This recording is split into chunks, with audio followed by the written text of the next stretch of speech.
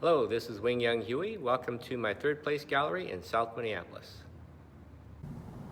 On the walls of my gallery are a smattering of photographs from 40 years of my career. The earliest one, taken about 1980, is of my mom and dad. They were my first photographic subjects.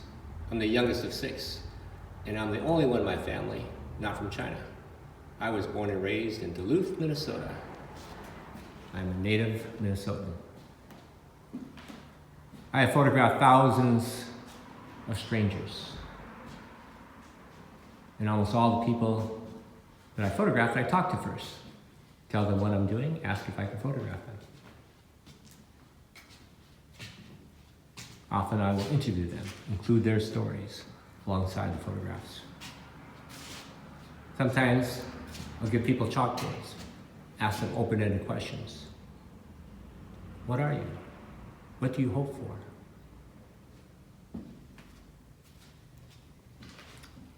I've given a lot of presentations to students in all kinds of schools, showing them what I do so that they can do it.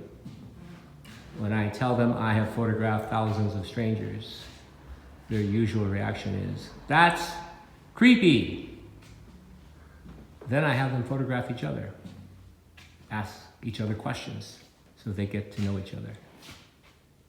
For the most part, their fellow students are strangers to them. What I do is a form of visual literacy. We take photographs of each other every day in our minds. How much of what we impose on the reality in front of us is shaped by all of those images that we've consumed from mass culture?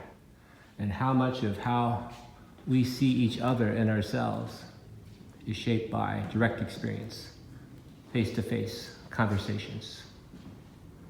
If we as a society redefine what a stranger is, perhaps you would have more of a society. We are the strangers.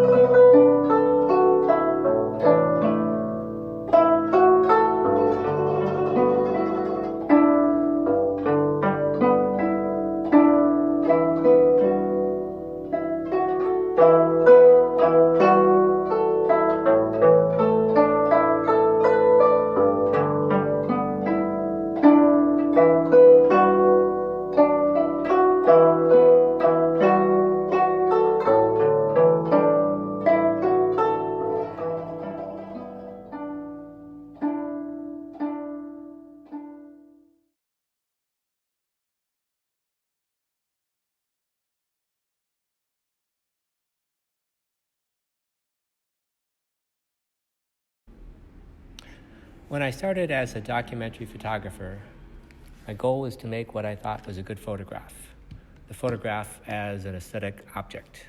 I wanted the photograph to stand alone without any context and let the viewer decide the meanings. The process of taking the photo was not as important. Then at some point I thought that interacting with the people I photographed and collecting their stories was as important, if not more important, than the photograph itself. A photograph, no matter how good, is still just a surface description. How we look at photographs shows us how we look at life. We react to each other based on what we see. If we knew each other's backstories, how much would it affect what we see? Over the years, my process has continually evolved as I've employed a variety of concepts to get below the photographic surface. One concept, which I use in the classroom, is called "What do you see?" The idea of this educational resource I created is simple. I ask students to discuss with each other what they see in my photographs and try to find as many meanings as possible, to look at my photographs as though they were mirrors, windows, or bridges. Some of my prompts. Do the photos reflect any of your experiences? Or are they like a window into the world where you're not quite sure what you are seeing? Or are they both, a bridge that connects the familiar and the unfamiliar? Then, after the discussion, I reveal the backstories that complicate, challenge, and illuminate perceptions. The process of taking the photographs for What Do You See is a collaborative effort, so that the person in the photograph is equally involved in determining how the picture is taken and what backstory they choose to reveal. With What Do You See, the goal is to create photographs that hint at the backstory, yet are imbued with ambiguity and open to multiple interpretations. We live in a society overwhelmed with images. We need the power of words to navigate this visual culture. Our backstories are more important than ever. That is why the work of Literacy Minnesota is so vital, especially with their Journeys anthology that showcases the wonderful and inspiring stories of their scholars, writers, poets, and artists, two of which I had the pleasure of photographing.